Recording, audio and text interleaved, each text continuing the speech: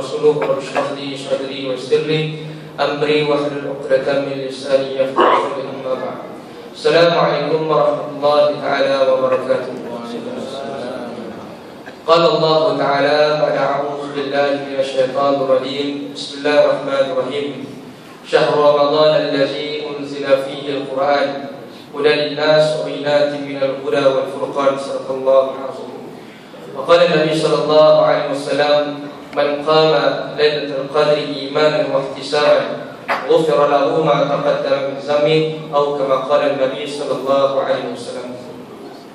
Pertamanya yang dihormati pada pengurusi Masjid Nurul Ikhlas, tuan-tuan imam, tuan-tuan Bilal, tuan-tuan guru yang hadir memeriahkan majlis ilmu kita pada malam yang penuh barakah pada malam ini.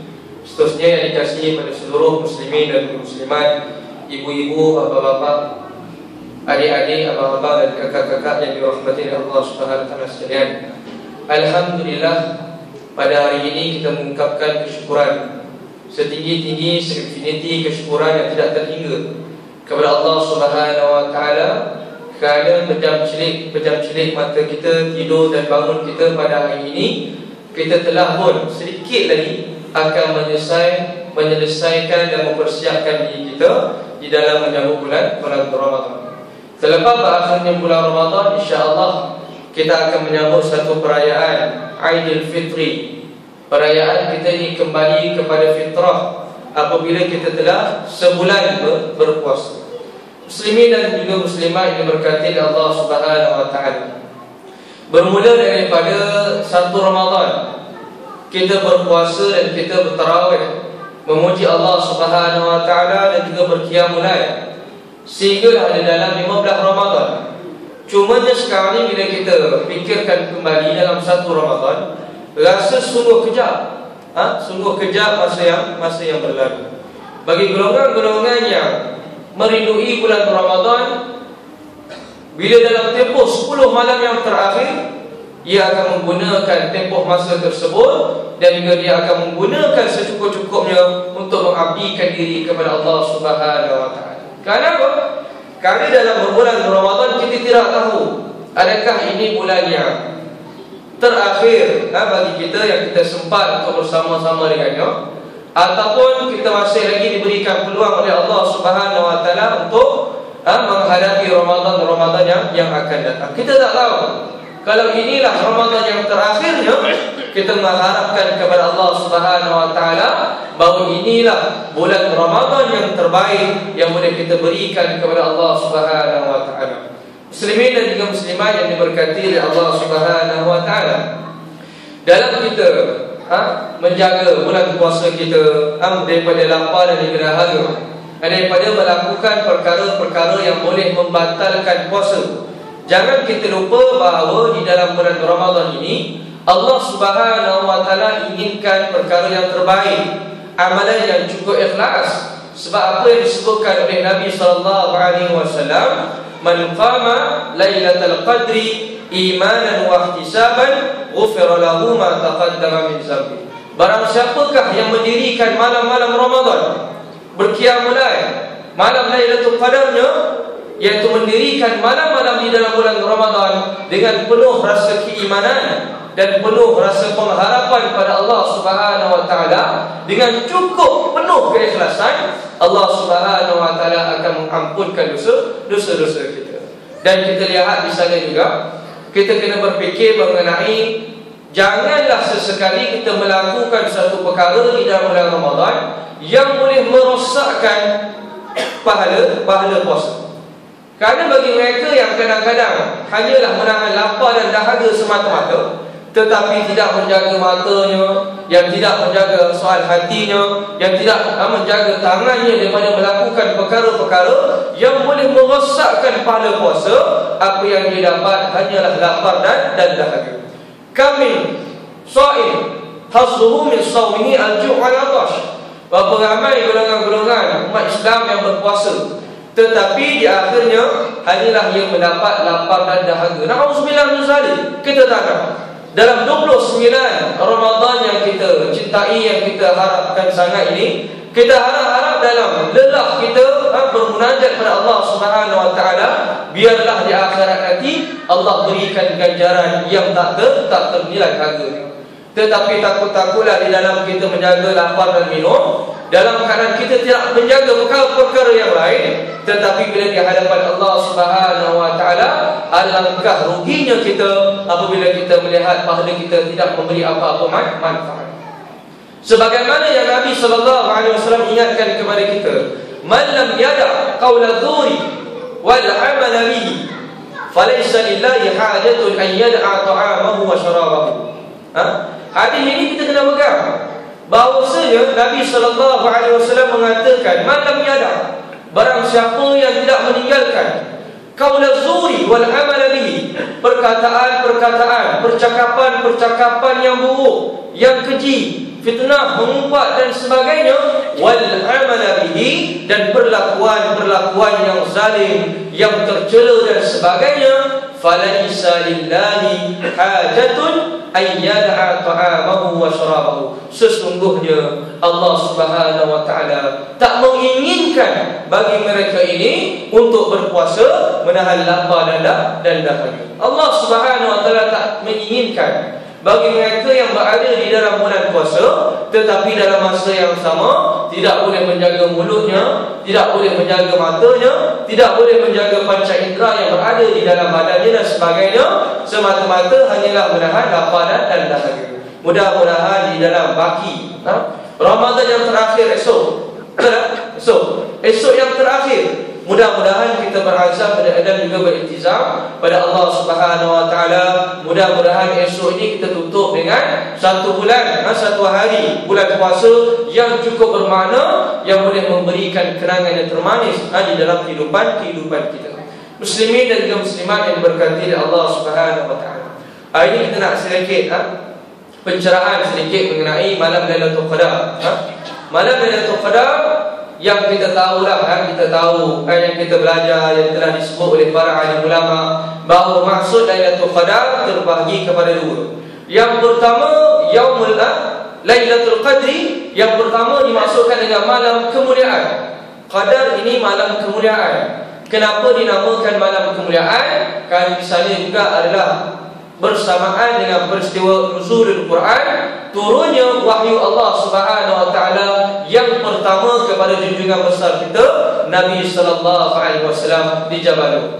Ulama mengatakan tarikh tersebut, hari tersebut dan juga malam tersebut berlakunya peristiwa turunnya Quran yang telah dibawa oleh malaikat Jibril daripada Sidratul Muntaha, langit dunia, yang telah disampaikan oleh Allah Subhanahu wa taala sampaikan ke Nabi sallallahu alaihi wasallam. Surah Al-Alaq, surah yang pertama, hari itu dan malam Nabi berkhalwah itu adalah malam nuzulul Quran, dan itulah malam kemuliaan yang sebenarnya, yang menandakan itu adalah malam Lailatul Qadar.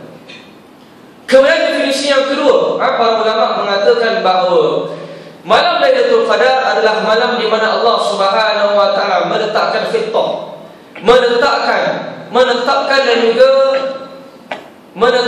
menetapkan bahawa al-khitah, jalan-jalan perjuangan Nabi sallallahu alaihi wasallam. Nak mengatakan kepada Nabi sallallahu alaihi wasallam, selepas dibangkitkan, selepas dilantik oleh Allah Subhanahu wa taala menjadi rasul untuk menyampaikan dakwah, untuk menyampaikan slogan jihad, untuk menyampaikan perjuangan Islam ini, Nabi sallallahu alaihi wasallam mempunyai perjuangan liku-liku yang cukup hebat yang perlu Nabi sallallahu alaihi wasallam untuk hadapi. Bagi umat Islam yang menyambung risalah perjuangan Nabi sallallahu alaihi wasallam di dalam menjalankan agenda dakwah, golongan-golongan pemuda dan juga pemudi yang menjadi syabab taghyir, yang menjadi ejen perubah masyarakat, yang membawa Al-Quran dan juga hadis untuk memahamkan kepada masyarakat setempat, seterusnya masyarakat benua, mereka perlulah melalui sunnatullah orang yang berjuang. Sebagaimana yang telah dilalui oleh Nabi sallallahu alaihi wasallam, ujian yang begitu hebat, ujian yang begitu getir untuk menyampaikan risalah Islam, li'adai kalimatullah al-ulya fa huwa fi sabilillah, dengan hanya ingin meninggikan syariat dan juga agama Allah Subhanahu wa taala yang menjadi sebagai jalan perjuangan yang telah diberkati oleh Allah Subhanahu wa taala. Dan malam ini juga dinamakan malam ketentuan. Jadi ada dua, malam kemuliaan dan juga malam penentuan. Bilakah berlakunya malam Lailatul Qadar? Ustaz, sekarang ni dah malam 28. Esok malam 29. Rasa tak ada dah. Rasa tak ada dah. Bagi kita ni wallahu alam. Kalaulah kita melihat daripada pandangan-pandangan para ulama, contohnya yang telah ditulis oleh Profesor Hamka di dalam kitab tafsir Al-Azhar, mengatakan bahawa kalaulah kita nak lihat pandangan para ulama, bilakah berlakunya malam Lailatul Qadar itu, bermula daripada 1 Ramadan sehingga 30 ataupun 29 Ramadan, ada sahaja ulama-ulama yang menuliskan pandangan-pandangan mereka keberangkalian boleh berlaku pada malam-malam tersebut. Bermula daripada 1 Ramadan boleh berlaku, ada kisahnya, ada sejarahnya. Malam kedua boleh berlaku, ketiga, keempat, sampailah di akhir Ramadan boleh berlaku. Contohnya yang lain, pandangan-pandangan yang kuat yang lain.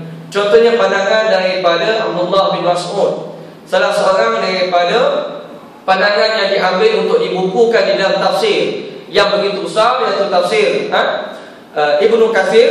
Ia mengatakan bahawa malam Lailatul Qadar ini berlaku pada 24 Ramadan, malam yang ke-24.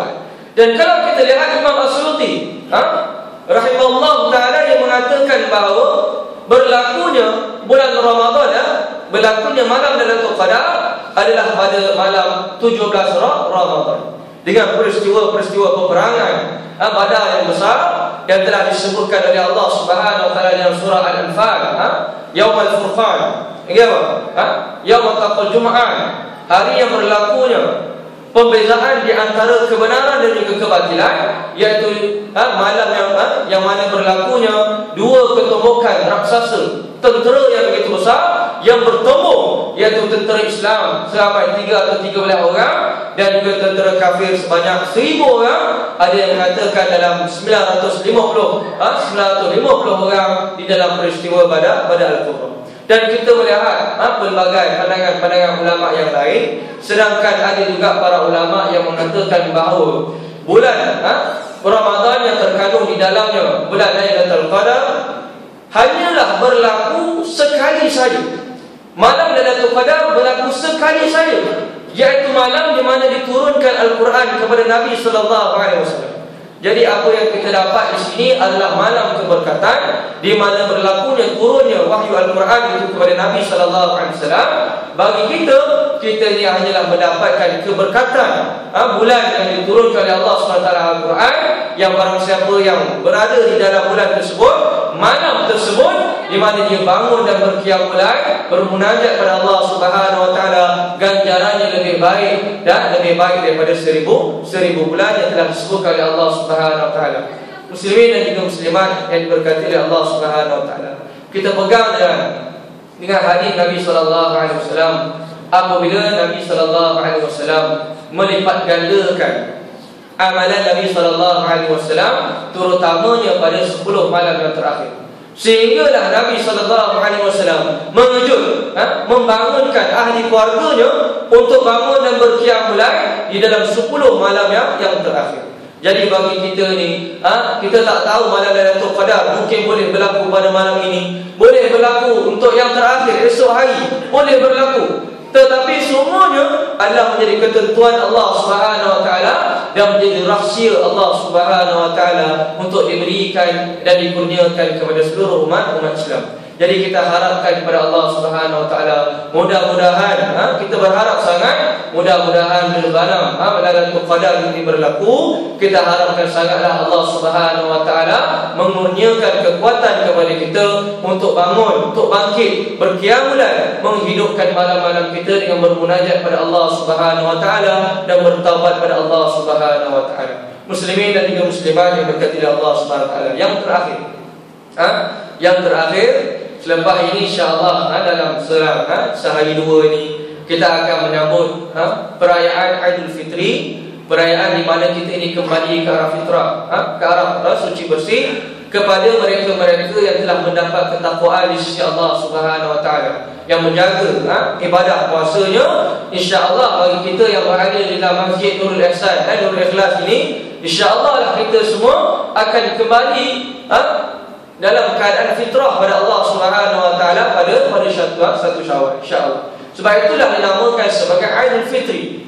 Kembalinya kita, memerayakan kita ini adalah kembalinya kita ke dalam keadaan yang fitrah, suci bersih. Sebagaimana seorang bayi yang baru dilahirkan oleh sang ibunya, baru dilahirkan ke atas muka bumi ini dalam keadaan yang suci bersih. Dan kita berdoa kepada Allah Subhanahu Wa Taala, fitrah sebenarnya kembalinya kita ni dalam keadaan yang suci bersih. InsyaAllah dengan keberkatan kita munajat, keberkatan kita berqiyamulan, keberkatan kita bertarawih dan sebagainya, mudah-mudahan amal kita ini berterusan sehinggalah selepas daripada bulan Ramadan. Kita kena semak semula, kita kena berharap pada Allah Subhanahu Wa Taala, mudah-mudahan kekuatan kita, kerajinan kita untuk bangkit, menggerakkan tubuh badan kita untuk bermunajat dan sebagainya, bukan hanyalah di dalam bulan Ramadan, kerana kita bukan menyembah bulan Ramadan, tetapi kita menyembah Allah Subhanahu Wa Taala dalam bulan-bulan yang semuanya. Mudah-mudahan Allah Subhanahu Wa Taala menghidupkan kita dan memberikan keselamatan kepada kita, terutamanya bagi mereka yang ingin balik ke kampung dan sebagainya, dan juga yang balik berjauhan, bermusafir dan sebagainya. Mudah-mudahan Allah Subhanahu Wa Taala memberikan keselamatan bagi mereka yang pergi, sehinggalah keselamatan mereka pulang. Jadi itu sahajalah daripada anak, dan mudah-mudahan di kesempatan ini ada ingin memohon ampunan juga selama mana yang anda mengajar di sini. Lebih kurang berapa bulan, mungkin nak setahun, wallahu a'lam, berada di sini kuliah subuh. Sekiranya ada perkara-perkara yang tak sedap untuk didengar, ada perkara-perkara yang menggurih perasaan dan sebagainya, lawak yang tak kena, buat lawak orang tak gelap subuh, orang pun tak larat nak gelap subuh.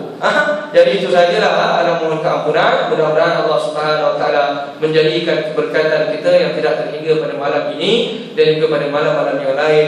Jadi itu saja, aku qauli hadza wa astaghfirullah li wa lakum. Assalamualaikum warahmatullahi taala wabarakatuh. A'udzubillahi minasyaitonir rajim. Bismillahirrahmanirrahim. Alhamdulillahirabbil alamin, wassalatu wassalamu ala asyrafil anbiya'i wal mursalin wa ala alihi washabihi ajma'in. اللهم اختم لنا يا الله بحسن الخاتمة ولا تختم علينا يا الله